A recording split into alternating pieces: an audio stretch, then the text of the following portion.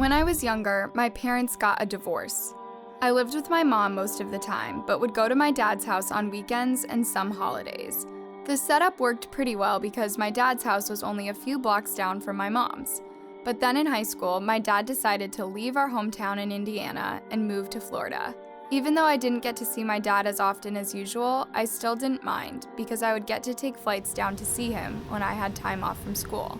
It was like getting to take a vacation every few months or so. On one Friday evening, my mom dropped me off at the airport because I would be flying to Florida to stay with my dad for a 3-day weekend. While flying alone had scared me the first couple times, I had long gotten used to it at this point. I had successfully gotten through security and was sitting in the terminal, waiting for it to be time to board. I had my headphones in and was minding my own business, hooked on the newest episode of my favorite show I was watching on my laptop while I waited. I barely noticed when a man who looked to be in his late 50s sat down across from me. I glanced up to see that he was staring directly at me, a broad, sort of eerie smile on his face. I thought it was strange, but I looked back down at my laptop and pretended I didn't see him. When it was time to board, I hurried to get into line and put some distance between myself and the creepy man. There were only a few people on the flight, likely because it was boarding so late at night. This meant I got my choice of seats. I slid into a seat towards the back, hoping that the older man wouldn't see me there. I quickly became disappointed though when he sat down in a seat directly across from me. There were tons of open seats on the plane, and the fact that he had chosen this one was definitely strange. In a last-ditch effort, I got up and decided to move towards the front of the plane so I could be closer to where the flight attendants and the rest of the staff were. Sure enough, the older man sat down in the seat right across from me again, a creepy smile still plastered on his face. The plane was about to take off at this point. I had no choice but to remain seated. At least it would be a relatively short flight, just around 2 hours. I tried to focus on this thought and not on the man who continued to stare at me while he appeared to be writing something on a piece of paper. Once the plane had taken off, I pulled my laptop out of my bag and turned my show back on. I put only one of my AirPods in, wanting to be aware of what was going on around me.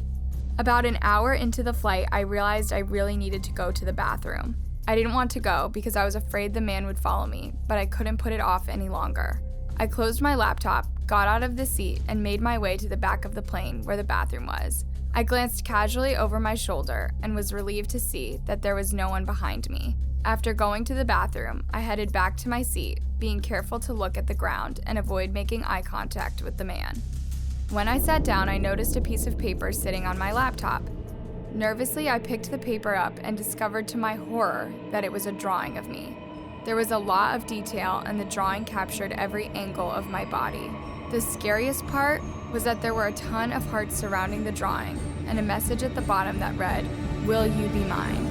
My heart dropped to my stomach.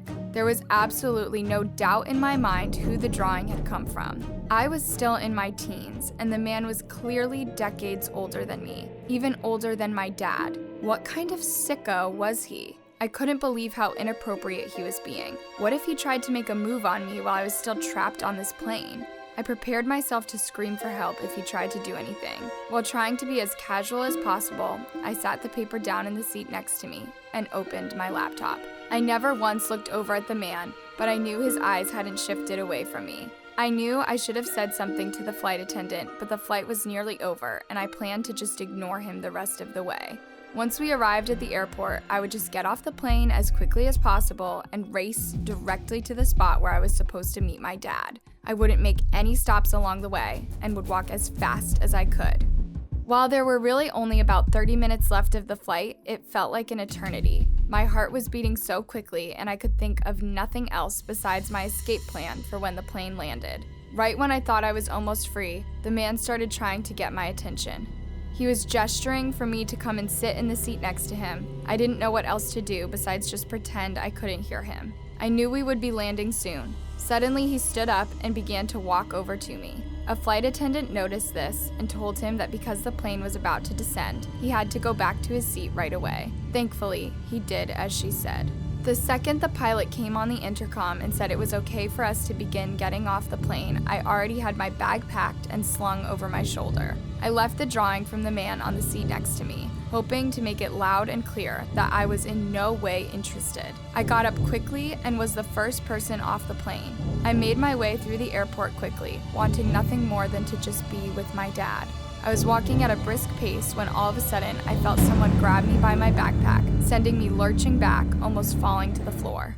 It was the man from the plane, but this time his smile was long gone and replaced by a terrifying look of complete rage. He grabbed me roughly by my arm and asked me why I hadn't answered his question.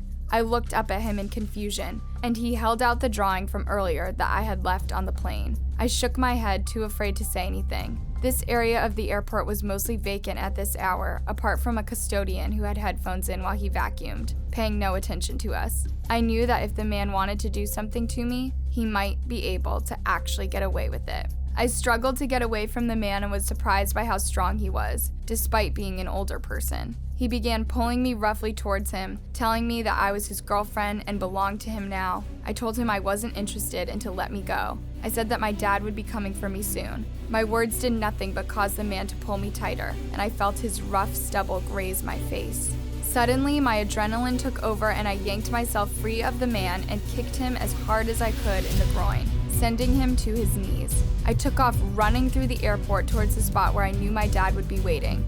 I didn't even take the time to look over my shoulder and see if the man was chasing me. The second I saw my dad, I sprinted into his arms. He was immediately concerned, asking why I had been running. Breathlessly, I explained everything that happened. He ended up calling security and police. I gave the description of the man and they checked flight records to see if they could pull up his name. Because there had been so few people on the plane, I thought narrowing down who the man was would be pretty easy. But they later found out that he had likely used a fake ID and gone by a different name. The police told me that it was good I had made a run for it because the man would probably attempted to kidnap me. Since they didn't know his real information, it would have been very difficult, if not impossible, to rescue me. My dad was furious over the situation and furious at the airline staff for not being able to do more to track down the man. He decided that from then on, I would use a different airline company when I came to visit him. He also signed me up for a special service as an increased safety measure. Now, a flight attendant checks in with me throughout the flight and then escorts me all the way to my dad once we arrive in Florida. Before my awful experience, I probably would have hated these extra safety measures, but now it's the only way I feel comfortable enough flying alone. Even now, I still find myself uneasy on flights and always look around frequently to take in my surroundings. I don't know when that scary feeling will go away. Sometimes at night, a shiver still goes down my spine as I think of the man's crazed eyes and his creepy smile. It's like the sight is etched permanently in my memory. Then I remember that he is still out there somewhere and that he might be preying on other young girls just like me. I always pray really hard that I never see the man again and that he gets what he deserves. What would you have done in this situation? Drop a comment and don't forget to like and subscribe. Until next time, sleep tight.